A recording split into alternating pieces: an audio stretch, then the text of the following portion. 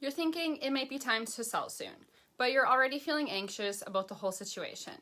You don't want to waste your time doing things that won't be worth it in the end, but also want to make as much money as possible off the sale of your home. But it's hard to navigate through this process when it isn't necessarily your area of expertise. That's where hiring a local real estate professional is totally worth it. There are plenty of mistakes that sellers make where they are either putting time into things that don't matter or not enough time into things that will matter to a buyer. In this quick 5-minute video, I'm going to go over 7 of the biggest mistakes sellers tend to make that can waste their time and money. Number 1, neglecting necessary repairs and maintenance. You're in your house every day, and you're used to seeing the hole in the drywall and the broken door handle. Those things may not pop out at you when looking around your home, but they will to a buyer who has never been there before.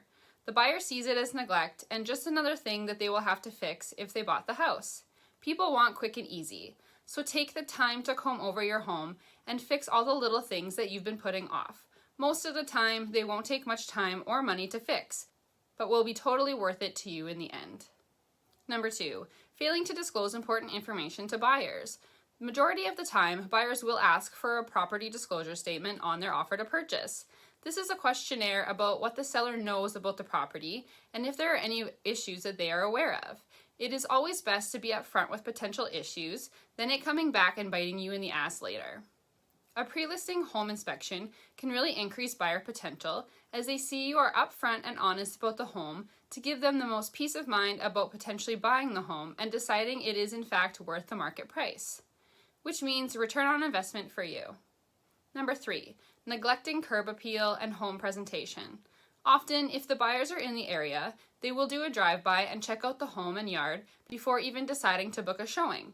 First impressions are super important, even for houses.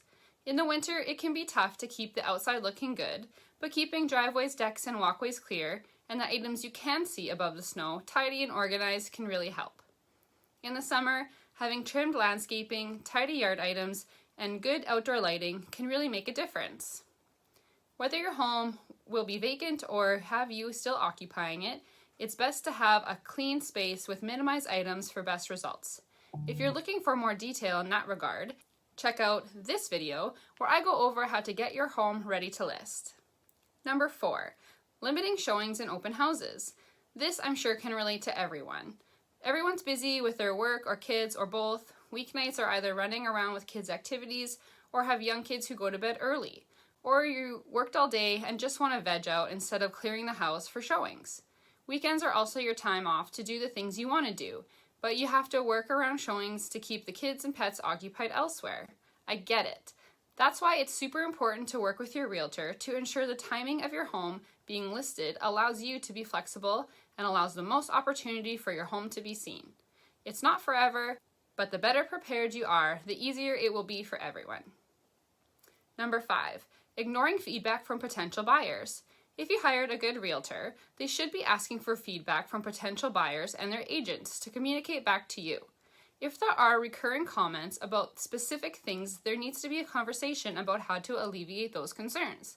Feedback can be taken as a personal attack, but really not everyone is the same, and if there is something that you can do to get those buyers back into the home to take another look, it's totally worth a shot.